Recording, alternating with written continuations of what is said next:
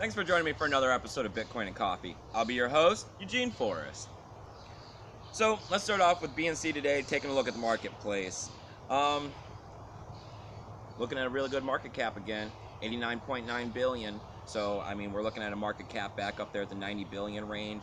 That's wonderful. I mean, that's the continuation of showing that cryptocurrency is an ever-growing thing, that is starting to receive some mass adoption. We have countries making it legal.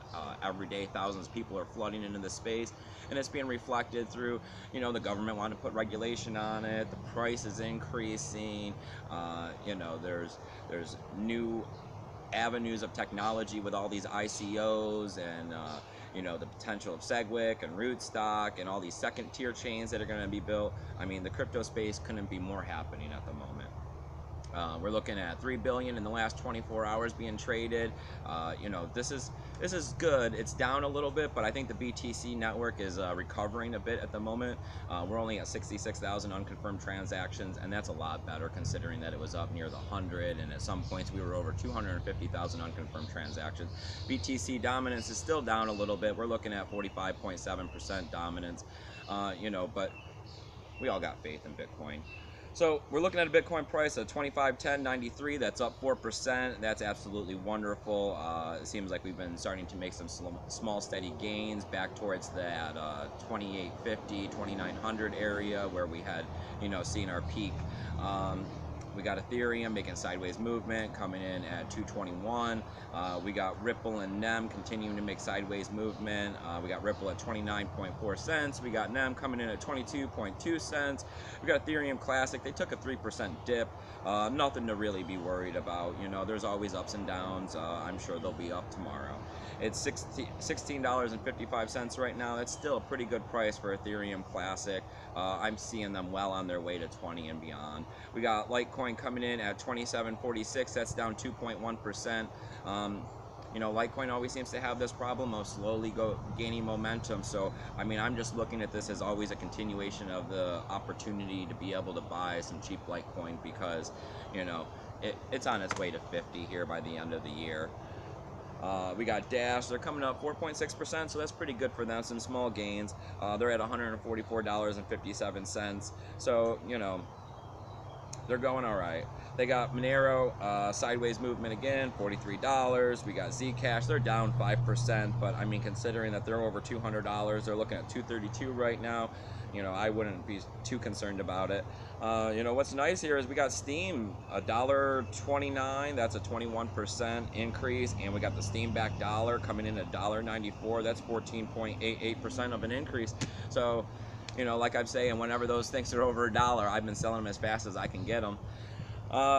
As far as Steam's been going, I'm doing pretty good over there. I think I'm over 800 followers. I'm posting my videos as soon as I can get around to it on there. I've been getting, it seems like, between 20 and 30 upvotes on it, making anywhere between 30 cents to $1 or something. I do feel just a little bit of disappointment when I see some people out there that have, 150, 200 followers, and they're receiving about the same amount of upvotes, and they're receiving, $5 to $10 on their posts. But, I'm just out there putting whatever media source I can get out there to get every little bit I can to help fund this so that I'm able to, put this production together for you. Because, ultimately, like I've said, this is about me trying to help you guys avoid scams, legitimizing myself in this space, and, just doing what I can do because I believe in Bitcoin. So, let's share some thoughts I've been having. As you guys know, I am not very fond of all these ICOs. I think that, with the fact that China is talking about putting regulation on these, if you go out and you watch most of these other YouTubers, a lot of people are coming into agreements with the same things that I've been thinking, and, they've been kind of saying all along, I guess, it seems like there's a lot of ICOs happening. People are throwing money at them. There's no regulation. You can't tell, who's who in the situation and what they're really going to do when a lot of them are just white papers. The BAT one just happened, and it was seconds. That's not an opportunity for the regular person to get in on it. You know, and then there's always the question of, you know, are these people pumping a large amount of their own money in it right off the bat in the beginning to create some hype? You know, I mean, once a lot of people see a couple $1 million flood into an ICO, you start thinking, oh man, I need to get in on this too. You know, so then you start throwing your money in it, and that's where they're making their profit.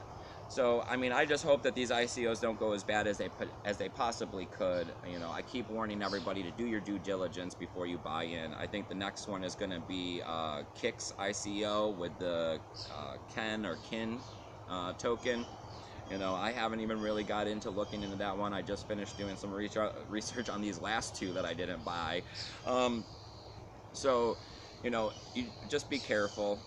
You know, before you know it, there'll be regulation on this, and it could be a much safer situation to invest, or at least deter some of the, you know, devious people out there from performing their devious acts trying to get Bitcoin. Because, you know, ultimately the problem is that everybody wants to get Bitcoin. You know, we're all trying to go out there and get as much of it as we possibly can. We realize that Bitcoin is going to be the money of the future. We realize that this is what's going to create enormous wealth for us and our families. And, you know, I mean, people are even saying generational wealth now, which is a concept which is very hard for me to comprehend living week to week. But these ideals, you know, mining is expensive, you know, and then you got everybody saying that cloud mining is a scam, and 90% of cloud mining is a scam. You know, that's why I've always just recommended Genesis Mining and Hashflare. You know, and then Genesis Mining is now closed up on most of its mining contracts, and now people are turning to the Hash 24. And I personally haven't bought any cloud mining time to see how they work or pay out. I guess I'm going to go ahead and let the other YouTubers handle that one. You know, there's too much backlash from people on the cloud mining. Everyone really is down on it. I mean, for the cloud mining time I have through Genesis, I've been profitable with it, but that's my personal experience. I can't, you know, tell you what's gonna happen for you. I can just tell you what's gonna happen for me and what has happened for me. And then the next bit of contention is going to be the soft fork, or I mean the soft fork of SegWit that's supposed to be happening. Pretty much going to be a hard fork. You know, we have the user activated soft fork here happening on August 1st, regardless of whether or not we want it, and it's pretty much strong arming everybody into a situation of having to take part in it. And I mean, I don't know if this is necessarily the right thing to do, but then at the same time, you know, we've been over this for such a long period of time trying to get SegWit on Bitcoin, and it seems like that there are just, you know, devious people out there who I'm going to leave unnamed, mostly from the Asian countries, you know, doing what they can to slow the process and keep it the way it is, because they're making more money mining. You know, they got their ASIC boost, you know, they got all these miners, they're collecting, you know, a majority of the Bitcoin, and then it's giving them control, you know. But I guess this user activated soft fork is going to be saying pretty much that, you know, he who has the miners does not necessarily have the power. You know, that us as the users have just as much power and ability. And I mean, all right, the problem is that a lot of people are afraid that this is going to cause a split in Bitcoin, and that we're going to end up with 2 Bitcoins in this. And I mean, we've already been through a smaller trial run of this with the Bitcoin Unlimited, and, you know, the SegWit that we're trying to get adopted here, and that didn't happen then. I mean,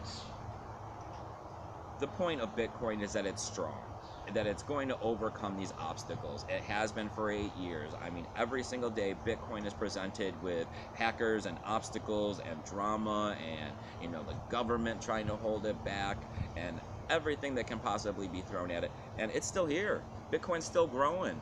Bitcoin is still going to be the money of the future. So, I mean, the way I see this is that if you're sitting there and you're looking at the price every day, and let's call it micromanaging Bitcoin. If you're micromanaging Bitcoin, yeah, you're going to have some worries, especially as we have people putting, you know, doubt out there. You know, they're casting all that hate and negative energy out there, trying to, you know, disrupt people's ideals of how Bitcoin's going to be great and get them panicked and scared and trying to sell off and, you know, driving the Bitcoin down. And the only reason they're doing that is so that they can get it.